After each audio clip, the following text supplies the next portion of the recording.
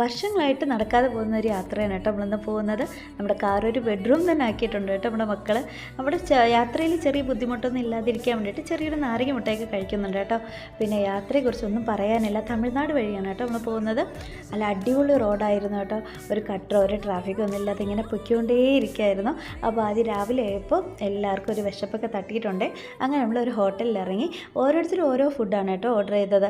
ഞാൻ പൂരി മസാല ആയിരുന്നു കേട്ടോ. അത്യാവശ്യം കുഴപ്പമില്ലാതെ എല്ലാവരും കഴിച്ച് വീണ്ടും യാത്രയിൽ തുടങ്ങിയിട്ടുണ്ട് കേട്ടോ. ഞാൻ യാത്രയിൽ കൂടുതലായിട്ട് ഇതിൽ ആഡ് ചെയ്യുന്നില്ല. അപ്പോൾ ഉച്ചയായപ്പോൾ നമ്മുടെ തലപ്പാക്കട്ടി ബിരിയാണിയിലാണ് കേട്ടോ എല്ലാവരും കയറിയിരിക്കുന്നത്. അവിടുത്തെ സ്പെഷ്യൽ ബിരിയാണി കഴിക്കാൻ ഇക്കാമാർക്ക് ഭയങ്കര ആഗ്രഹം. അങ്ങനെ അവർ ബിരിയാണി ഓർഡർ ചെയ്തു. പിന്നെ നമ്മൾ പുറത്തോട്ട് പോയാൽ അങ്ങനെ അധികം ഫുഡൊന്നും കഴിക്കാറില്ല കേട്ടോ, പണി കിട്ടിയ പാടല്ലേ. അപ്പോൾ അതുകൊണ്ട് നമ്മൾ ചെറുതായിട്ട് പെറോട്ട ഒരു ലൈറ്റായിട്ട് ഫുഡ് കഴിച്ചിട്ടുണ്ട് കേട്ടോ. അതിനുശേഷം ഗുലാബ് ജാമുൻ ഐസ്ക്രീം എടുത്തിട്ടുണ്ട്. പാർട്ട് 2 വരുന്നതായിരിക്കും. ഇഷ്ടപ്പെട്ടെന്ന് സബ്സ്ക്രൈബ് ചെയ്ത് വെച്ചേക്കണേ.